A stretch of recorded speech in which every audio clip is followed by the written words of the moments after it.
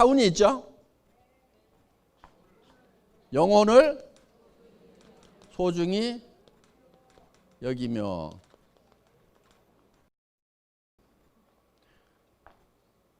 사람은 육이 있다고 그랬죠? 그럼 왜 육을 빼버렸을까요? 육은 소중히 여기라고 안 해도 다 소중하게 여기고 있어. 전부 다 포커스를 육에다만 맞추고 있어.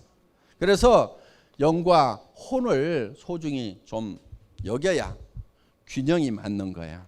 그리고 영과 혼은 사람의 내면의 본질이에요. 이 영과 혼을 소중히 여긴다는 것은 사람을 수단으로 삼지 않겠다. 사람을 목적으로 삼겠다. 영혼을 위해서 일이라는 것을 수단으로 삼겠다. 그러니까 애터미 자체가 목적이 아니다 하는 거예요. 애터미라는 것은 영혼을 위한 수단이에요. 애터미가. 사람을 위해 가지고 애터미가 존재하는 거다 하는 거예요. 지금까지는 기업의 개념이 조금 달랐어요. 기업을 위해 가지고 사람이 희생하는, 사람이 수단이 되고 기업이 목적이 되는 그런 컨셉이었어요. 그런데 애터미는 처음부터 컨셉부터 그 반대로 잡았어요. 애터미란 회사가 중요한 것이 아니고 애터미를 구성하는 사람이 더 중요해요. 사람이. 그래서 모든 포커스를 사람에게 맞췄다 하는 거예요. 자, 우리는 우리하고 관계를 맺고 있는 사람들이 있습니다. 내부에는 직원이 있겠죠. 직원. 그렇죠? 임직원들이 있어요. 회사에서는 이거를 내부 고객이라고 얘기를 합니다. 두 번째는 우리 회원들이 있어요. 세 번째는 우리 물건을 사용해 주는 소비자 고객이 있겠죠. 네 번째는 우리에게 납품을 하는 생산 공급자들이 있을 거예요. 물론 광범위하게 따지면은 정부라든가 이런 것도 다 들어갑니다. 우리와 관계를 맺고 있는. 우리는 이 모든 사람에게 누구에게도 뜯어먹는 것이 아니고 뭔가를 줘야 된다 하는 거예요. 자, 직원도 다른 직장에서 일하는 것보다는 월급을 더 주겠다는 생각을 가지고 있어요. 연말 되면은 보너스 다 나갑니다. 물론 일 잘하는 사람은 더 주고 못하는 사람은 덜 주고 하지만은 일 못하는 사람하고 잘하는 사람하고 똑같이 주면 일 잘하는 사람이 일을 안 해버려요.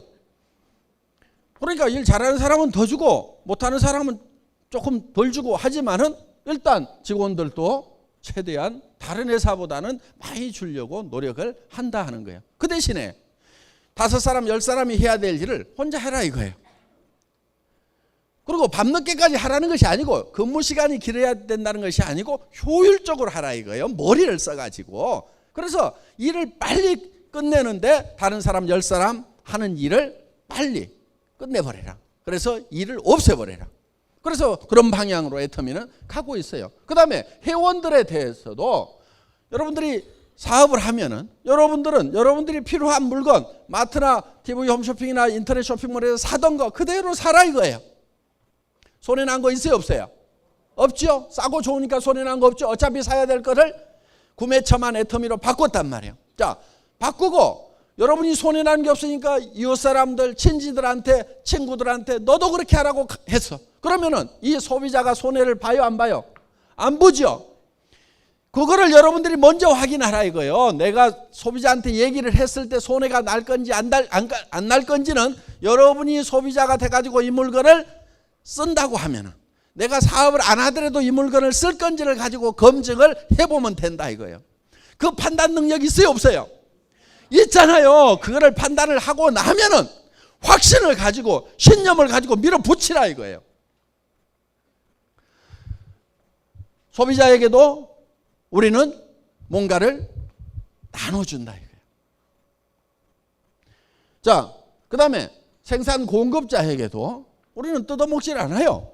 우리하고 애터미하고 거래해가지고 망했다는 회사 없어요. 다 잘 돼요. 그래서 생산 공급자도 공생을 할 수 있도록 우리는 하고 있어요. 점점 잘 되잖아요. 뭔가를 많이 부쳐먹어서 잘 되는 것이 아니고 적정한 이윤을 보면서 많은 사람들. 그러면은 이 생산 공급자도 또 채용하는 그 식구들이 있는 거예요.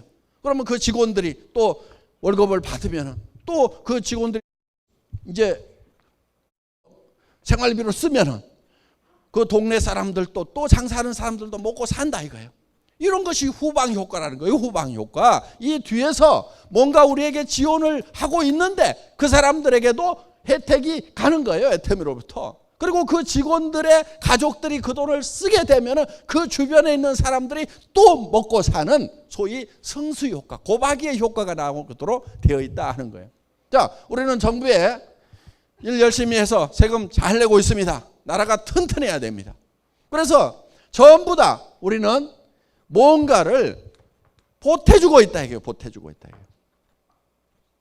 절대로 어느 부분에서도 뜯어먹는 일이 있으면 안 됩니다. 그 대신에 이거는 분배를 균형 잡히게 해야 된다 하는 거예요. 그래서 우리 창업 이념 중에 생존 속도 균형이란 말이 들어간 거예요. 분배에 관한 개념이에요.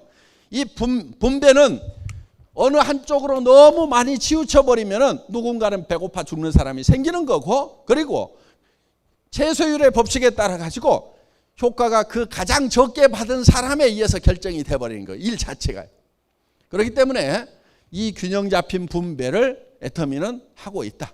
그리고 거기에 소속되어 있는 사람들이 우리 일을 통해서 먹고 살고 또 정말 사랑하는 가족들을 부양을 하고 자녀들을 또 학교도 공부도 시키고 뭐 또 하고 이렇게 하면서 정말 그 한 사람 한 사람이 행복이 쌓여가는 그런 일을 하는 수단이 바로 애터미라는 거다 하는 겁니다.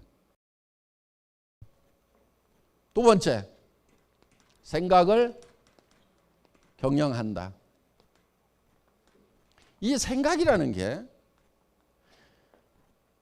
엄청난 능력을 가지고 있어요.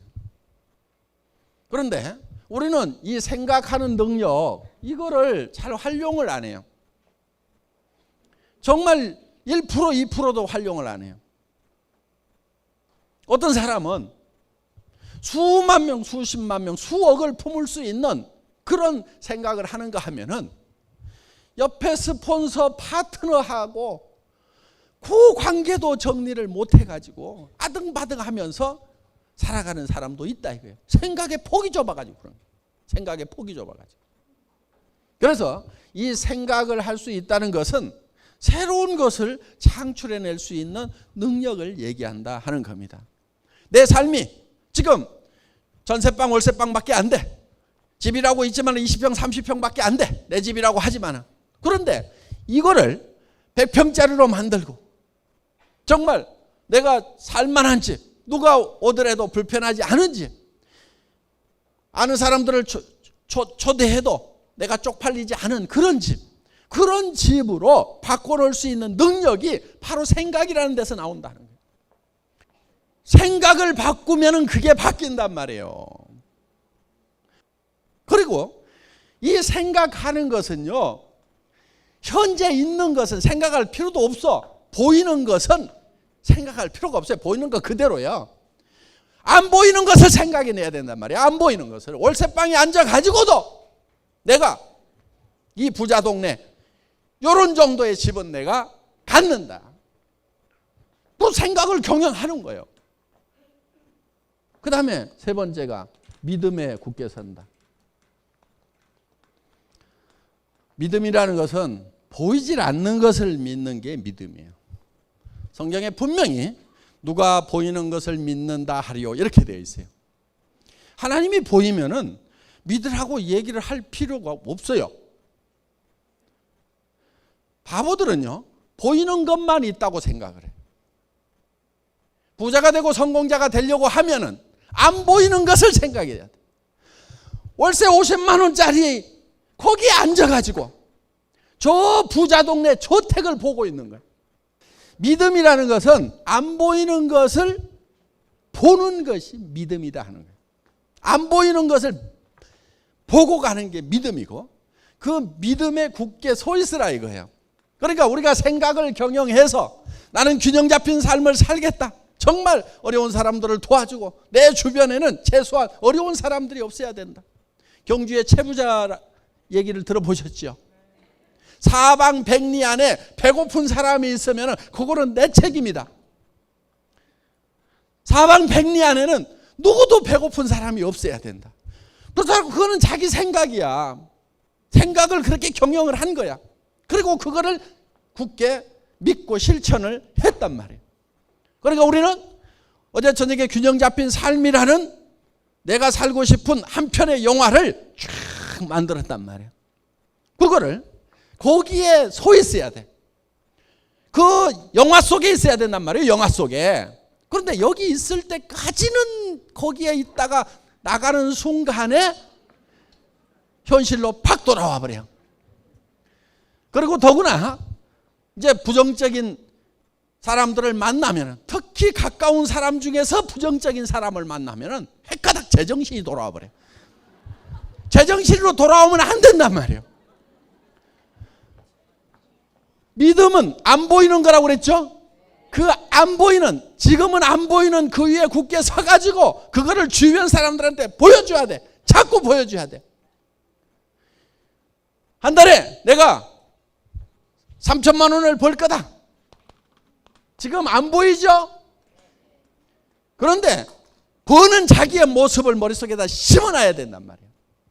그리고 주변 사람들에게 계속 얘기를 해야 돼. 처음에는 안 믿지만 단계적으로 해나가면 믿어요. 그것을. 정말 내가 한 달에 3천만 원씩을 버는 사람이라고 하면, 한 달에 5천만 원씩을 버는 사람이라고 하면 엄청난 에너지가 나오는 거예요. 잠도 안 자고 정말 일할 수 있는 우리 리더들 그냥 저 자리에 간 게 아니에요. 밤도 낮도 없이들 뛰었어요. 계속 뛰는 거예요. 계속. 새벽 1시, 2시까지 일하는 건 보통이었어요. 오라고 그래가지고 찜질방에 가가지고 새벽 3시까지 사업 설명하고 거기서 잠깐 샤워하고 또 이동하고 이런 식으로 했어요. 그런 힘이 내가 한 달에 3천만 원을 버는 사람이 될 거다, 5천만 원을 버는 사람이 될 거라는 그 속에 있어야 되는, 그 영화 속에 있어야 그 힘이 나오는 거예요. 그리고 친구를 만났을 때도 밥 사. 내가 좋은 정보 줄 테니까 밥 사. 이렇게 얘기할 수 있는 힘이 바로 내가 한 달에 3천만 원을 벌고 5천만 원을 번다는 보이지 않는 그 믿음 속에 서 있을 때 그게 나온단 말이에요. 그게. 그래서 우리 머릿속에다가 그거를 집어넣고 그 속에 굳건하게 서 있으면은 실제로 그렇게 실체가 돼버린, 실상이 돼버린다 이거예요. 이런 거를 신념이라고 합니다. 신념. 생각을 믿는 게 신념이에요. 그렇죠? 생각을 믿는 것이 신념이에요. 믿음이라는 것은 생각을 믿는 거예요. 생각을. 내가 어떤 생각을 믿냐? 찌그러지고 엉망진창인 현실, 그게 아니고 생각을 경영해서 내가 정말 이루고자 하는 바람직한 그 균형 잡힌 삶이라는 것을 생각에 내고 그거를 믿고 그 위에 계속 서 있으면 그것이 현실이 된다. 이게 성공의 법칙인 거예요. 그러니까 우리 사원 속에도 그게 다 들어있어요.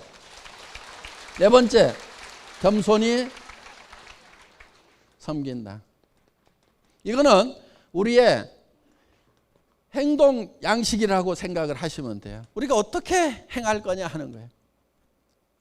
생각은 저 위에 있지만은 우리의 자세는, 허리는 한없이 낮아져야 되는 거예요. 정말 주변 사람들을 소중하게 여기고 전부 무시하고 깔보는 것이 아니고 한 사람 한 사람을 소중하게 여기고, 그리고 우리의 자세는 한없이 낮아져야 되는 거예요. 한없이 낮아지는 만큼 높이 올라갈 수 있어요. 마치 용수초를 많이 누르면 더 많이 튀어오를 수 있듯이 우리는 낮아지는 만큼 높이 올라갈 수가 있다. 오만하면 안 돼요.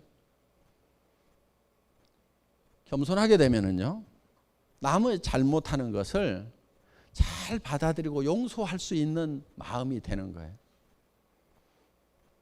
손해를 볼 줄 아는 마음이 되는 거예요. 여러분, 손해를 볼 줄 아셔야 돼요. 손해를 볼 줄 알아야 속이 안 상해요.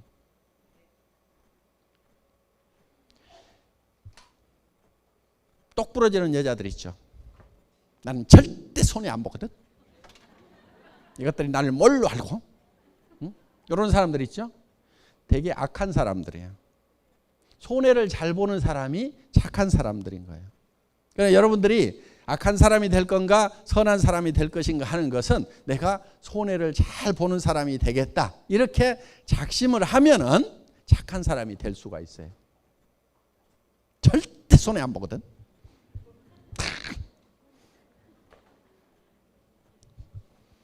그런 사람들이 잘 사냐면 그렇지를 못해요. 대개 보면은.